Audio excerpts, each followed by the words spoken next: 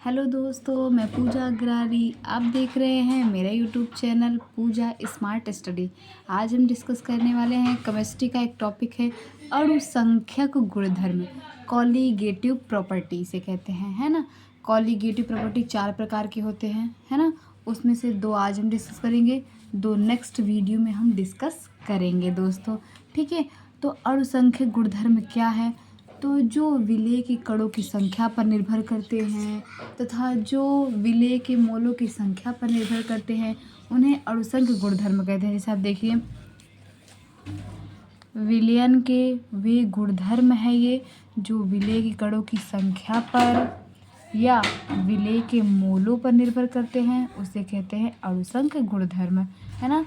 लेकिन जो अणुसंख्यक गुणधर्म होता है वो विलेय की प्रकृति पर निर्भर नहीं करता है, ठीक है दोस्तों। जो अणुसंख्यक गुणधर्म होगा वो विलेय की प्रकृति पर निर्भर नहीं करेगा, लेकिन विलेय के मोलों की संख्या पर निर्भर ये करता है। कौन? अणुसंख्यक गुणधर्म। तो अणुसंख्यक गुणधर्म को हम CP से प्रदर्शित करेंगे, है ना। CP मतलब कॉलीगेटिव और ये P मतलब प्रॉपर्टी, ठीक है। तो ये हो जाएगा कॉलीगेटिव प्रॉपर्टी। तो हमारा जो ये कॉलीगेटिव प्रॉपर्टी होगा वो किस पर निर्भर करेगा? मोल, विलेय के मोल पर। देखिए मैंने लिखा है विलेय के मोल, मतलब यहाँ N ये बी, तो विलेय के मोल पर निर्भर करेगा, ठीक है। तो आप देखिए ये जो विलेय के मोल हैं, NB का मतलब क्या है? NB का मतलब क्या है? मतलब विलेय के मोल का सूत्र क्या होता है? WB अपान मतलब वेट इन ग्राम में मतलब द्रव्यमान ग्राम में, और नीचे क्या होगा? मोलर मास किसका? विलेय का ऊपर होगा विलेय का द्रव्यमान ग्राम में अपान मोलर मास। इसका मतलब जो कॉलीगेटिव प्रॉपर्टी है वो द्रव्यमान के बराबर तो होगा लेकिन मोलर मास के व्युत्क्रमानुपाती होगा। तो आप यहाँ लिख सकते हैं जो कॉलीगेटिव प्रॉपर्टी होता है वो क्या होता है? मोलर मास के व्युत्क्रमानुपाती होगा। तो यहाँ पर लिख सकते हैं हम अणुसंख्यक गुणधर्म क्या होगा? मोलर मास के, है ना, मोलर द्रव्यमान के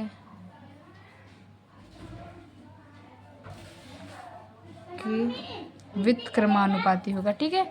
व्युत्क्रमानुपाती का मतलब आप समझते ही होंगे कि अगर हम होता है, इसका मतलब आप समझते होंगे कि जब हम ये मोलर मास बढ़ेगा तो कॉलीगेटिव प्रॉपर्टी क्या होगी? घट जाएगी। लेकिन जब मोलर मास घटेगा तो कॉलीगेटिव प्रॉपर्टी बढ़ जाएगी, यही तो होता है। तो आइए देखते हैं अणुसंख्यक गुणधर्म 4 प्रकार के होते हैं। एक होता है वाष्प दाब का अपेक्षिक अवनमन, दूसरा होता है क्वथनांक में उन्नयन, तीसरा होता है हिमांक का अवनमन और चौथा होता है परासरण दाब। देखिए ये देखिए वाष्प दाब का अपेक्षिक अवनमन जो मैंने बोला, क्वथनांक में उन्नयन दूसरा, तीसरा है हिमांक में अवनमन, चौथा है परासरण दाब। ये 4 ही अणुसंख्यक गुणधर्म होते हैं।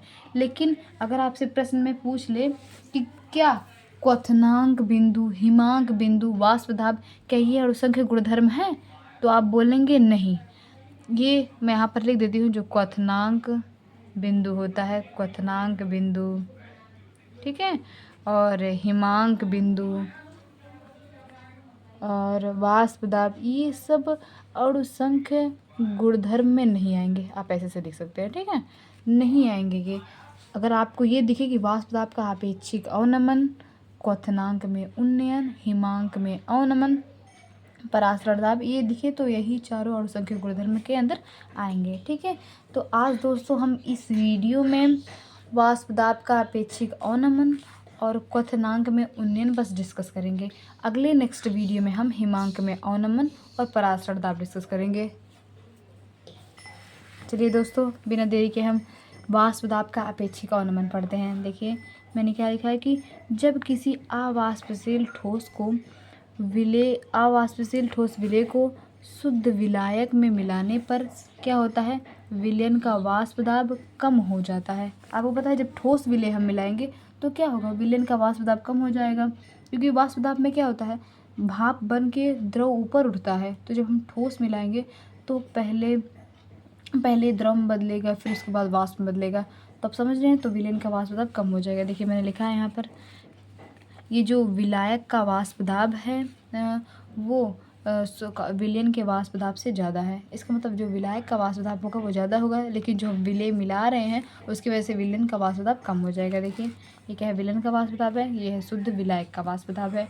ठीक है, अब देखिए ये जो वाष्प दाब का अपेक्षिक अवनमन है, ये पूरा क्या है, वाष्प दाब का अपेक्षिक अवनमन क्या होता है, विलेय के मूल अंश के समानुपाती होता है ना, विलेय के मूल अंश के समानुपाती होता है। और आप जानते हैं मैंने इसके नेक्स्ट वीडियो में पढ़ा है कि विलेय का अगर मूल अंश निकालना है तब कैसे निकालेंगे। देखिए मैं यहाँ पर प्रॉपर्टी लिखती हूँ, ये क्या है, वाष्प दाब का अपेक्षिक अवनमन है। अलग अलग बताऊं तो यहाँ पर मैंने लिखा है, देखिए पी नॉट ए क्या है, शुद्ध विलायक का वाष्प दाब है, पी एस क्या है, विलयन का वाष्प दाब है, फिर वही शुद्ध विलायक का वाष्प दाब क्या है, विलेय के मूल अंश है। तो यहाँ देखिए P naught A minus P S है ना, पी नॉट ए, तो ये जाएगा। विलेय का मूल अंश हम कैसे निकालते हैं, नेक्स्ट वीडियो में हमने मूल अंश कैसे निकालते हैं डिस्कस किया है। अगर आपको नहीं पता है तो पहले आप नेक्स्ट वीडियो में जाकर देख लीजिए। ठीक है, तो देखिए इसका मूल अंश क्या हो जाएगा, पहले लिखेंगे हम विलेय के मोल अपान टोटल मोल लिखेंगे। टोटल मोल में क्या आता है, ए का मोल प्लस बी का मोल, यही तो टोटल मोल होगा।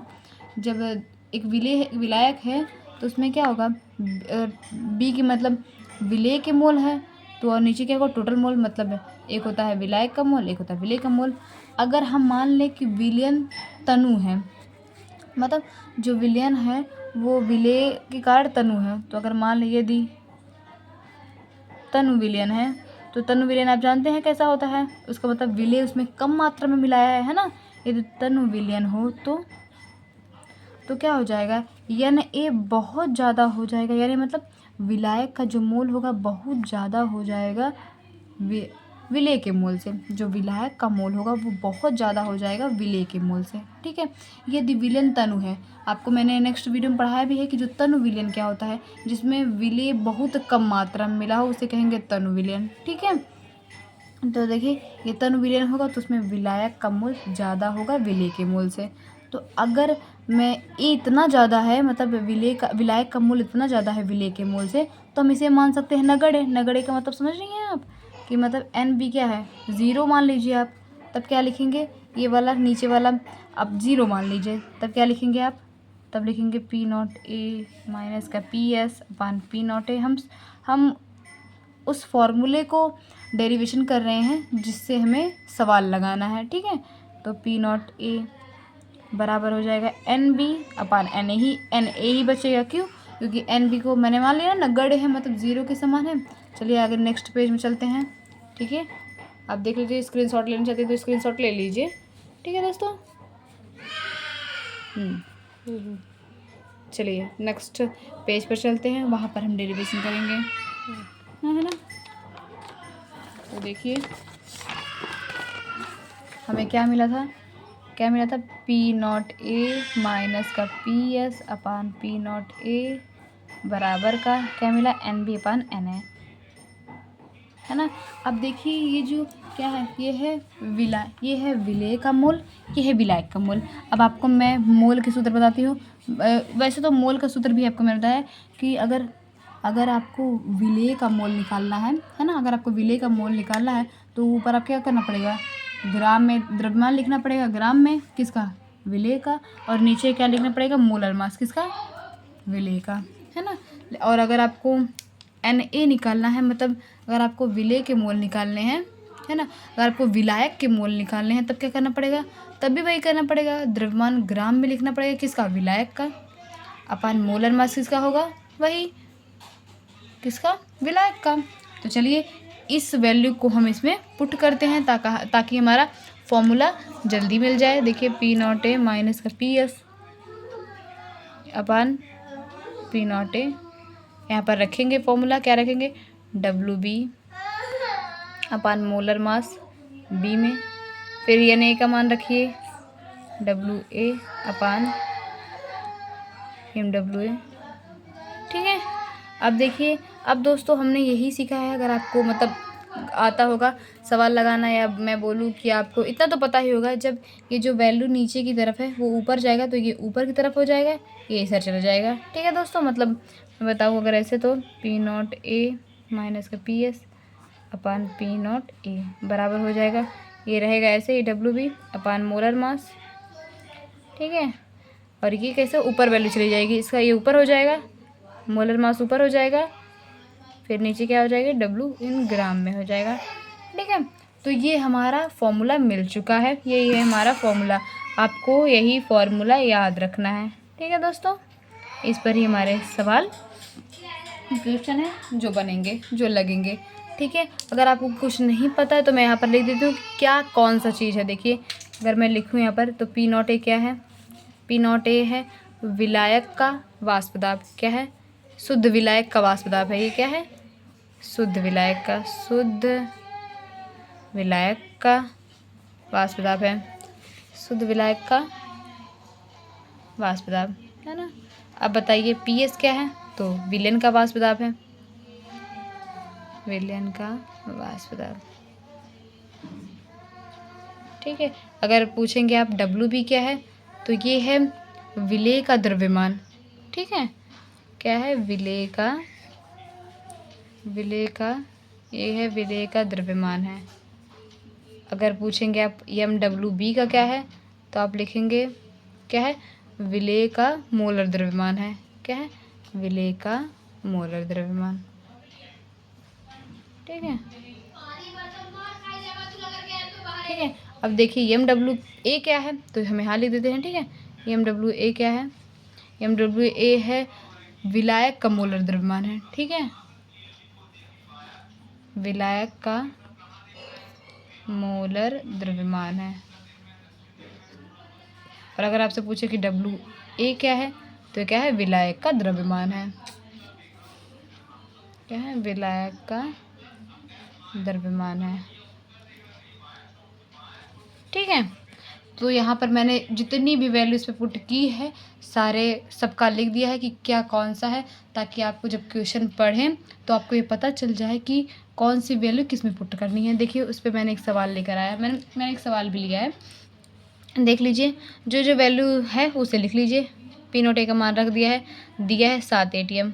यहाँ देखिए PS मतलब विलयन का वाष्प दाब दे दिया है 5 ATM, ठीक है।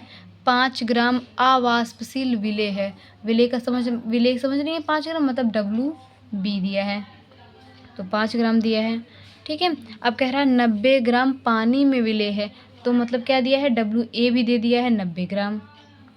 अब आपको पता होगा मोलर मास जल का, है ना, जल का मोलर मास आपको पता होगा MW मतलब A का। जल का मोलर मास कितना होता है, 18 होता है।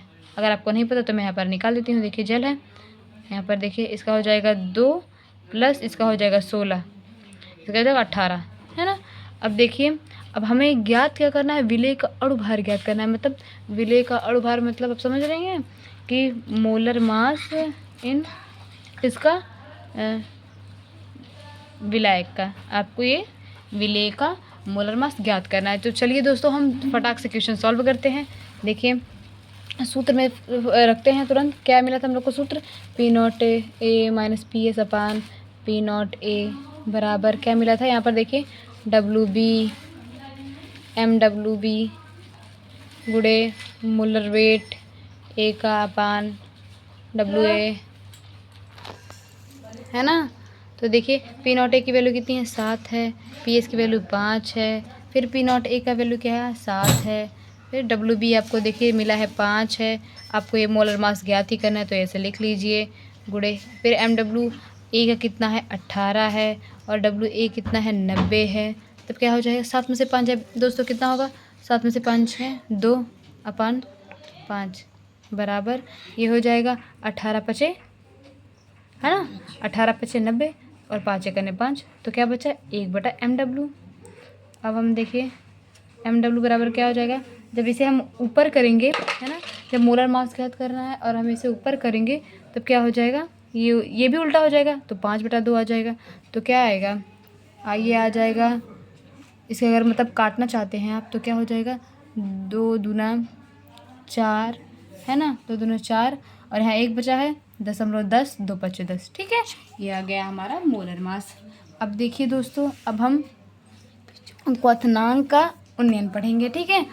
अब देखिए क्वथनांक का उन्नयन क्या है, जिसे कहते हैं एलिवेशन इन बॉइलिंग पॉइंट, ठीक है दोस्तों, जो मैंने ये सवाल आपको बताया है आप फिर से प्रैक्टिस करना, खुद से लगाना, ताकि आपको आ जाए। देखिए अब हम पढ़ेंगे क्वथनांक का उन्नयन।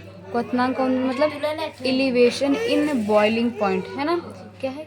एलिवेशन इन बॉइलिंग पॉइंट है। अवाष्पशील विलेय को मिलाने पर देखिए विलयन का जो है वाष्प दाब क्या हो जाता है, कम हो गया है। ठीक है, देखिए आप यहाँ पर जो अवाष्पशील विलेय को मिलाने पर विलयन का वाष्प दाब जो होता है कम हो गया। और देखिए ये जो विलयन का क्वथनांक है वो बढ़ जाएगा। आप जानते होंगे कि जो वाष्प दाब होता है वो क्वथनांक के व्युत्क्रमानुपाती होता है। अगर अवाष्पशील विलयन पर आपको पता है कि वाष्प दाब कम हो रहा है तो इसका मतलब उसका जो विलयन का क्वथनांक है वो बढ़ जाएगा। ठीक है दोस्तों, तो अब हम सीधे इसके सूत्र पर जाने की कोशिश करेंगे। जो क्वथनांक का उन्नयन होता है उसे हम डेल्टा टीबी से प्रदर्शित करते हैं। तो वो क्या होता है, किसके बराबर होता है, ये होता है टीबी माइनस टीबी नॉट के। ठीक है, अब ये डेल्टा टीबी क्या है, क्वथनांक का उन्नयन है। ये क्या है, विलयन का क्वथनांक है। और ये क्या है, शुद्ध विलायक का क्वथनांक है। ठीक है दोस्तों, तो हम यहाँ पर लिख देते हैं कि डेल्टा टीबी क्या है, क्वथनांक का उन्नयन है। ये क्या है, क्वथनांक का उन्नयन, ये क्वथनांक का उन्नयन है। ये टीबी क्या है, ये टीबी क्या है, टीबी मतलब है, टीबी मतलब आपको मैंने बताया ना कि विलयन का क्वथनांक है। ये क्या है, विलयन का क्वथनांक, विलयन की क्या है, विलयन का क्वथनांक है, विलयन का क्वथनांक है। और ये क्या है, टीबी नॉट क्या है, तो क्या है, ये है ये है शुद्ध विलायक का क्वथनांक है। क्या है, शुद्ध विलायक का क्वथनांक है। क्या है, ये है शुद्ध विलायक का क्वथनांक है ना। देखिए अब मैंने लिख दिया है कि डेल्टा टीबी क्या है, क्वथनांक का उन्नयन है। टीबी क्या है, विलयन का क्वथनांक है। और टीबी नॉट का शुद्ध विलायक का क्वथनांक है ना। अब देखिए अगर आपको टीबी निकालना है तो क्या करेंगे आप, डेल्टा टीबी इधर आएगा प्लस, ये प्लस की वैल्यू आ जाएगी, टीबी नॉट आ जाएगा, है ना। अगर यदि क्या है, शुद्ध विलायक क्या है, जल है। यदि शुद्ध विलायक क्या है, जल है, तो यदि शुद्ध विलायक क्या है, जल है, तो क्या आ जाएगा, तो टीबी बराबर क्या आ जाएगा, डेल्टा टीबी ऐसे ही रहेगा प्लस ये शुद्ध विलायक के लिए टीबी नॉट का मान कितना होता है, 100 होता है। तो ये जाएगा 100 डिग्री सेल्सियस, है ना। ये हो जाएगा, ये मिल गया आपको फॉर्मूला। ठीक है ना, ये आपको फॉर्मूला मिल गया। आप स्क्रीनशॉट लेना चाहते तो ले लीजिए इसका, देखिए, है ना। ठीक है, चलिए और आगे चलते हैं। इसका फॉर्मूला भी अच्छी तरह से मिला नहीं है, क्योंकि ये भी है एक फॉर्मूला और भी है, उस पर भी सवाल बनते हैं और उस पर भी सवाल बनते हैं। चलिए तो देखिए, ये जो डेल्टा टी भी होता है, मैंने आपको बताया ना, जो डेल्टा टी भी होता है वो मोललता के समानुपाती होता है। ठीक है, जो डेल्टा टी भी होगा वो मोललता के समानुपाती होता है। तो जब हम ये समानुपाती का चिन्ह हटाएंगे तो यहाँ पर एक स्थिरांक आएगा जिसे कहते हैं क्वथनांक का उन्नयन स्थिरांक, या कह सकते हैं क्वथनांक उन्नयन स्थिरांक। ठीक है, इसे क्वथनांक उन्नयन, और ये में ऐसे ही रहेगा। तो आप यहाँ लिख दीजिए के भी क्या है, क्वथनांक उन्नयन स्थिरांक है। क्या है, क्वथनांक उन्नयन स्थिरांक है। ठीक है, क्वथनांक उन्नयन स्थिरांक है। एम क्या है, मोललता है। ठीक है, अगर के भी आपको निकालना हो तो कैसे निकालेंगे, के भी आपको निकालना हो तो डेल्टा टी बी अपन एम कर लीजिए। आप अगर कोई पूछे कि के बी का मात्रक क्या है तो डेल्टा टी बी क्या है, इसका ये एक ताप है तो इसका मात्रक क्या होगा, केल्विन। और मोललता का क्या होता है, मोल पर किलोग्राम। तो ये जब ऊपर जाएगा केल्विन तो किलोग्राम हो जाए, केल्विन ऐसे है, और ऊपर जाएगा ये प्लस की वैल्यू आ जाएगी तो केल्विन किलोग्राम हो जाएगा, और ये क्या हो जाएगा, पर मोल हो जाएगा। तो इसका ऐसा ही मात्रक क्या हो गया, के बी का ऐसा ही मात्रक देख लीजिए आप, क्या है, ऐसा ही मात्रक, के बी का ऐसा ही मात्रक क्या हो गया, केल्विन किलोग्राम पर मोल हो जाएगा। ठीक है दोस्तों, अब देखिए ये जो मैंने ये सूत्र निकाला है इसके अंतर्गत कैसे सूत्र निकलता है। देखिए जो डेल्टा टी बी है, के बी इंटू एम मोललता है, तो देखिए के बी ऐसे ही रहने दीजिए। मोललता का आपने मोललता का फॉर्मूला पढ़ा ही होगा, मैंने नेक्स्ट वीडियो में पढ़ाया है। मोललता क्या है, तो मोललता का फॉर्मूला होता है वेट अपान मोलर मास विलेय का गुणे 1000 अपान विलायक का द्रव्यमान, है ना, ग्राम में। यदि ग्राम में है तो ऊपर से 1000 से गुणा करेंगे, और यदि ग्राम में नहीं है तो 1000 से गुणा नहीं करेंगे। तो ये आ गया हमारा डेल्टा टीबी का फॉर्मूला। आप देख सकते हैं, आपको यही याद रखना है। हाँ, वेरी वेरी इंपॉर्टेंट फॉर्मूला है, इस पर क्वेश्चन आते ही हैं। ठीक है, अब तो जान गए होंगे तो क्या कौन सा है ना। अब देखिए उस पर एक क्वेश्चन सॉल्व करते हैं ताकि आपको अच्छे से आ जाए। देखिए जो जो दिया है पहले आप उसको लिख लीजिए। ये एक सॉसपेन में 18 ग्राम ग्लूकोज है। 18 ग्राम ग्लूकोज है, मतलब ये जो मैंने सूत्र बताया, ये इसमें जो विलेय का ही द्रव्यमान है। आप गलत मत सोचिए, ये विलेय का द्रव्यमान है, ये विलेय का मोलर मास है। ठीक है, ये विलायक का द्रव्यमान है। अब यहाँ पर देखिए 18 ग्राम ग्लूकोज दिया है, तो इसका मतलब क्या है, ये द्रव्यमान दिया है विलेय का, किसका, 18 ग्राम। अब देखिए 1 किलोग्राम जल है, तो इसका मतलब WA दिया है 1 किलोग्राम। अगर आप 1 किलोग्राम रखेंगे तो ऊपर 1000 से गुणा नहीं करेंगे, जैसे मैंने यहाँ पर किया है। और अगर नहीं करते हैं, अगर ग्राम में दिया रहेगा तो आपको ऊपर 1000 से गुणा कर देना पड़ेगा। ठीक है, अब देखिए क्या दिया है, ये 1.013 बार दाब दिया है। मतलब दाब पर या जल किस ताप पर उबलेगा कि जिसके लिए के का मान इतना हो जाए। अब 1.013 जो दिया है, ये किसके लिए दिया है, डेल्टा टीबी का मान दिया है। ठीक है, 1.013 बार दाब पर या जल किस ताप पर उबलेगा, है ना, ये डेल्टा टीबी का मान दिया है 1.013 बार पर यह जल किस ताप पर उबलेगा। मतलब किस ताप पर उबलेगा, मतलब टीबी पूछ रखा है आपसे। ठीक है ना। और देखिए जल के लिए की का मान भी दिए रखा है, आप लिख लीजिए 0.52 केल्विन किलोग्राम पर मोल। ठीक है, अब देखिए, और यहाँ पर देखिए मोलर मास दे रखा है किसका, 180 दे रखा है किसका, ग्लूकोज का मोलर मास दे, मतलब विलेय का मोलर मास आपको दे रखा है। तो रुकिए दोस्तों, मैं एक क्वेश्चन है इसमें थोड़ा सा गड़बड़ लग रहा है, मैं देखती हूँ एक बार, है ना। आप तब तक सॉल्व कीजिए, मैं देखती हूँ थोड़ा सा।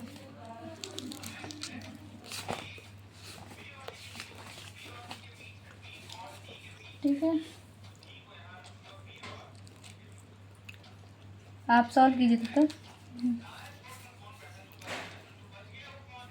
है ना। तो ये जो दिया है, ये जो 1.013 का बार दाब दिया है, उसका कोई मतलब नहीं है। मैं ये देखने वाली थी कि जो दाब दिया है वो इस सूत्र के हिसाब से इसमें किसी में है ही नहीं। तो ये जो दिया है समझे, ये डेल्टा टीबी नहीं है। ठीक है, इसका कोई यूज़ ही नहीं है, आप इतना समझ लीजिए।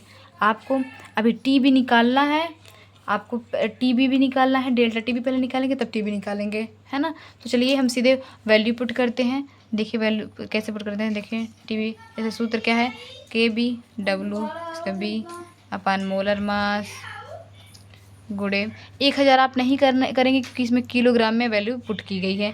ठीक है, तो 1/WA। ठीक है, तो अब देखिए KB का मान कितना दिया है, 0.52 दिया है, और WB क्या दिया है, WB कितना दिया है, 18 दिया है। MW कितना है, 180 है, गुणे 1/WA क्या है, 1 किलोग्राम है। जब किलोग्राम में दिया रहेगा तो ऊपर आप 1000 से गुणा नहीं करेंगे। ठीक है, तो डेल्टा टीबी हम निकालते हैं। यहाँ पर देखिए ये कितना हो जाएगा, ये 10 हो जाएगा, है ना। और ऊपर वैल्यू जाएगी तो क्या हो जाएगी, तो ऊपर वैल्यू जाएगी माइनस की 1 हो जाएगी, तो ये 1 दशमलव और आगे आ जाएगा, तो क्या हो जाएगा, ऐसे हो जाएगा। ठीक है, 1 दशमलव और आगे आ जाएगा, यही हमारी क्या है, डेल्टा टीबी मिल गई।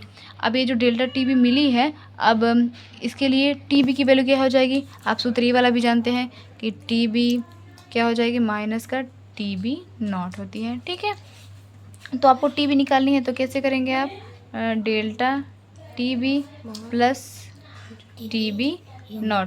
तो डेल्टा टीबी की वैल्यू कितनी है, 0.052 प्लस TB0 की वैल्यू कितनी होगी, 100, क्योंकि जल में मिला रहे हैं। तो मैंने बताया था शुद्ध विलायक का वाष्प दाब कितना होता है, 100। तो ये जब इसमें 100 मिलाएंगे तो कितना हो जाएगा, 100.052 हो जाएगी, है ना। TB ये TB है। ठीक है, ये TB है, लेकिन अगर ये तो डिग्री सेल्सियस में आई है वैल्यू, लेकिन अगर आपसे केल्विन में पूछ ले तब क्या करेंगे आप, जब आपसे केल्विन में पूछ ले तो इसमें आप 273 और जोड़ देंगे। तो इसमें क्या करेंगे आप, 273 .15 और जोड़ देंगे तो केल्विन में हमारी वैल्यू आ जाएगी। देखिए कैसे जोड़ते हैं हम, यहाँ पर 2 ही रह जाएगा, 5 5 10, 0 हासिल, 1 आ जाएगा, है ना, 1 आ जाएगा, 1 1 2 हो जाएगा, 3 यहाँ पर हो जाएगा, 7 हो जाएगा और 2 1 3 हो जाएगा। आप जोड़ लीजिएगा दोस्तों, यही आएगा। ठीक है, अब देखिए अगर आपको प्रश्न में डिग्री सेल्सियस में पूछा तो डिग्री सेल्सियस में दे दीजिए, अगर आपको केल्विन में पूछा तो केल्विन में दे दीजिए। ठीक है दोस्तों, आप देख सकते हैं। अगर आप अपने आप से भी इस क्वेश्चन को सॉल्व कीजिएगा। ठीक है, आप जितनी बार सॉल्व करेंगे, एक बार नहीं आएगा, दूसरी बार तीसरी बार करेंगे आपको आ जाएगा। ठीक है दोस्तों, अगर आप स्क्रीनशॉट लेना चाहते हैं तो ले लीजिए। देखिए, आज के लिए धन्यवाद दोस्तों। अगले जो 2 टॉपिक बचा है, पराशर दाब और हिमांक का औनमन, वो नेक्स्ट वीडियो में हम डिस्कस करेंगे दोस्तों। तो धन्यवाद। अगर आपको वीडियो अच्छी लगी है तो लाइक, सब्सक्राइब एंड शेयर ज़रूर करें। धन्यवाद।